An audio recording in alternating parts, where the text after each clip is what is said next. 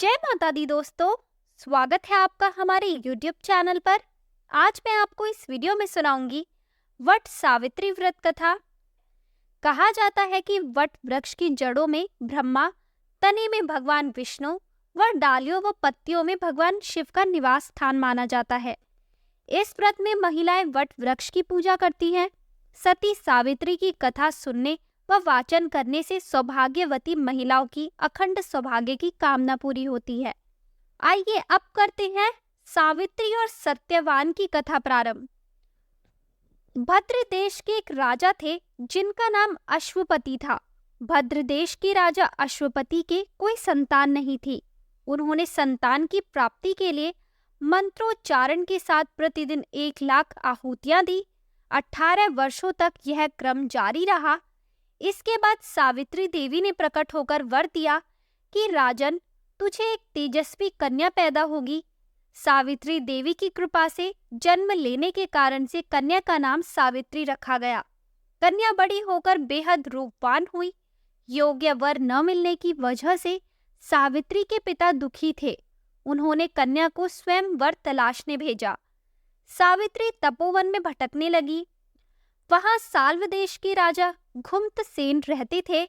क्योंकि उनका राज्य किसी ने छीन लिया था, उनके पुत्र सत्यवान को देखकर सावित्री ने पति के रूप में उनका वरण किया। ऋषिराज नारद को जब यह बात पता चली तो वह राजा अश्वपति के पास पहुंचे और कहा कि हे राजन, यह क्या कर रहे हैं आप? सत्यवान गुणवान है, धर्मात्मा है और बलवान भी है, पर उसकी आयु बहुत छोटी है। वह अल्पायु है। 1 वर्ष के बाद ही उसकी मृत्यु हो जाएगी। ऋषिराज नारद की बात सुनकर राजा अश्वपति घोर चिंता में डूब गए। सावित्री ने उनसे कारण पूछा तो राजा ने कहा, पुत्री, तुमने जिस राजकुमार को अपने वर के रूप में चुना है वह अल्पायु है। तुम्हें किसी और को अपना जीवन साथी बनाना चाहिए। इस पर सावित्री ने कहा कि पिताजी, आर्य कन्याएं अपने पति का एक बार ही वरण करती है, राजा एक बार ही आज्ञा देता है और पंडित एक बार ही प्रतिज्ञा करती है और कन्यादान भी एक ही बार किया जाता है। सावित्री हट करने लगी और बोली, मैं सत्यवान से ही विवाह करूंगी। राजा अश्वपति ने सावित्री का विवाह सत्यवान से कर दिया। सावित्री अपने ससुराल पहुंचते ही सास ससुर की सेवा करने लगी। समय बीतता चला गया। नारद मुनि ने सावित्री को पहले ही सत्यवान की मृत्यु के दिन के बारे में बता दिया था। वह दिन जैसे जैसे करीब आने लगा, सावित्री अधीर होने लगी। उन्होंने 3 दिन पहले से ही उपवास शुरू कर दिया। नारद मुनि द्वारा कथित निश्चित तिथि पर पितरों का पूजन किया। हर दिन की तरह सत्यवान उस दिन भी लकड़ी काटने जंगल चले गए। साथ में सावित्री भी गई। जंगल में पहुंचकर सत्यवान लकड़ी काटने के लिए एक पेड़ पर चढ़ गए।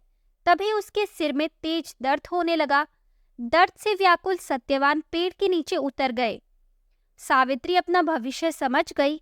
सत्यवान के सिर को गोद में रखकर सावित्री सत्यवान का सिर सहलाने लगी। तभी वहां यमराज आते दिखे। यमराज अपने साथ सत्यवान को ले जाने लगे। सावित्री भी उनके पीछे पीछे चल पड़ी। यमराज ने सावित्री को समझाने की कोशिश की कि यही विधि का विधान है, लेकिन सावित्री नहीं मानी। सावित्री की निष्ठा और पति परायणता को देखकर यमराज ने सावित्री से कहा कि हे देवी, तुम धन्य हो, तुम मुझसे कोई भी वरदान मांगो। सावित्री ने कहा कि मेरे सास ससुर वनवासी और अंधे हैं, उन्हें आप दिव्य ज्योति प्रदान करें। यमराज ने कहा, ऐसा ही होगा, जाओ अब लौट जाओ। लेकिन सावित्री अपने पति सत्यवान के पीछे पीछे चलती रही। यमराज ने कहा, देवी तुम वापस जाओ। सावित्री ने कहा, भगवान, मुझे अपने पतिदेव के पीछे पीछे चलने में कोई परेशानी नहीं है। पति के पीछे चलना मेरा कर्तव्य है। यह सुनकर उन्होंने फिर से उसे एक और वर मांगने के लिए कहा। सावित्री बोली, हमारे ससुर का राज्य छिन गया है, उसे पुनः वापस दिला दे। यमराज ने सावित्री को यह वरदान भी दे दिया और कहा, अब तुम लौट जाओ। लेकिन सावित्री पीछे पीछे चलती रही। यमराज ने सावित्री को तीसरा वरदान मांगने को कहा। इस पर सावित्री ने संतान और सौभाग्य का वरदान मांगा। यमराज ने इसका वरदान भी सावित्री को दे दिया। सावित्री ने यमराज से कहा कि प्रभु, मैं एक पतिव्रता पत्नी हूँ और आपने मुझे पुत्रवती होने का आशीर्वाद दिया है। यह सुनकर यमराज को सत्यवान के प्राण छोड़ने पड़े। यमराज अंतर्ध्यान हो गए और सावित्री उसी वट वृक्ष के पास आ गई जहां उसके पति का मृत शरीर पड़ा था। सत्यवान जीवंत हो गया और दोनों खुशी खुशी अपने राज्य की ओर चल पड़े। माता पिता को दिव्य ज्योति प्राप्त हो गई। इस प्रकार सावित्री सत्यवान चिरकाल तक राज्य सुख भोगते रहे। तो दोस्तों, ये थी सावित्री और सत्यवान की व्रत कथा। आपको ये कथा कैसी लगी हमें कमेंट करके ज़रूर बताएं। हमारी आने वाली सभी वीडियोस को देखने के लिए हमारे चैनल को सब्सक्राइब करें और शेयर करना ना भूलें।